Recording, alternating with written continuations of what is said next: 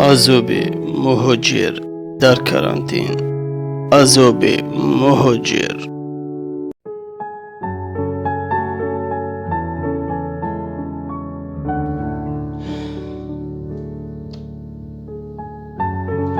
خدایا بر حال منی مهاجرت رحم بکن. یک ماه میشد که در کرانتین هستیم و در خانه نان خوردن نیست. خدایا در این ماه رمضان بر حال ما مهاجران رحم بکن و یگانه امید ما این تو هستی. خدای من، ما مهاجران را پشت و پناه خود دار.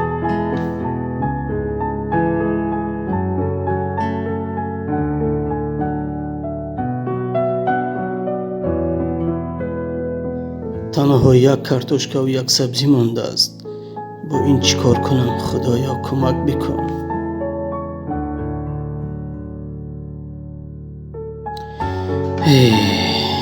چیزی نمانده است. خدایا بر حال ما رحم بکن. خدایا با کی زنگ زنم؟ کو با یک دوستی نزدیکم زنگ زنم. با من کمک میکند یا نه؟ میبینیم.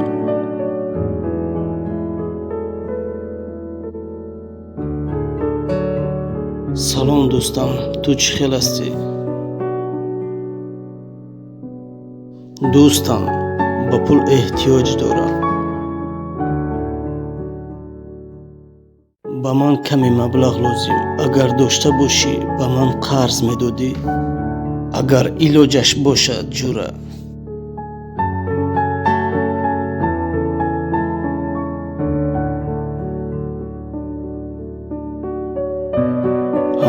فهمو جوره مایلش. خدا نگهدار. خدایا ما مهاجران را کمک بکن.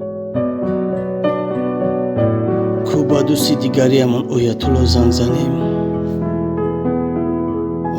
سلام دوستم، چی خیل تو آیت الله؟ سازی خوبی؟ سلامتی خوب؟ در کجاها گشتید؟ فهمودو در زون مایلش. اکات رو سلام گوی از نامی من مایلش. خوب. خدایا بر من مهاجر کمک کن. جز تو دیگر کسی ندارم. تو رحیم هستی، رحمان هستی. کمک از تو میخواهم خدایا.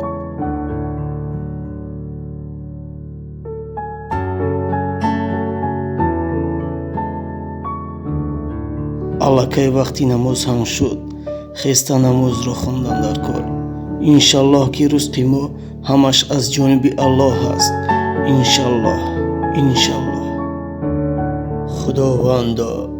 خداوندی آسمانم، خداوندی رحم دل و مهربانم، در پناهت نگهدار باش ملتی مرا و ما بندگان مهاجرت را باز بر وطن برگردان.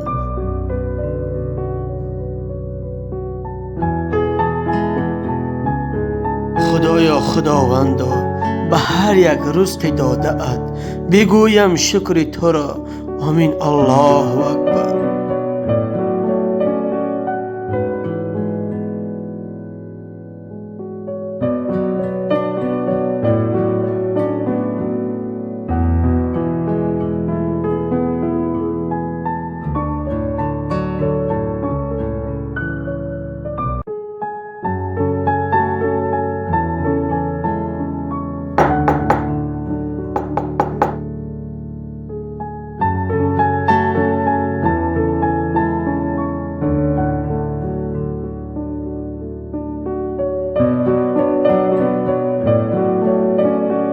ای برادر، رزق من و تو از جانب الله است.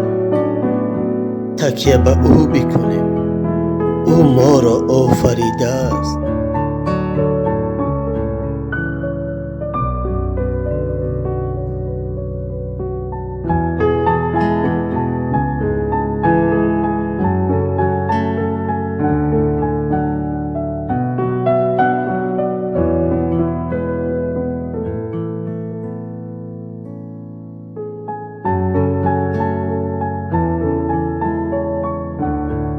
салом дӯстони ман, агар ин навор ба шумо писанд шуда бошад ба канали мо обуна шавед ва зангулачаро зер кунед.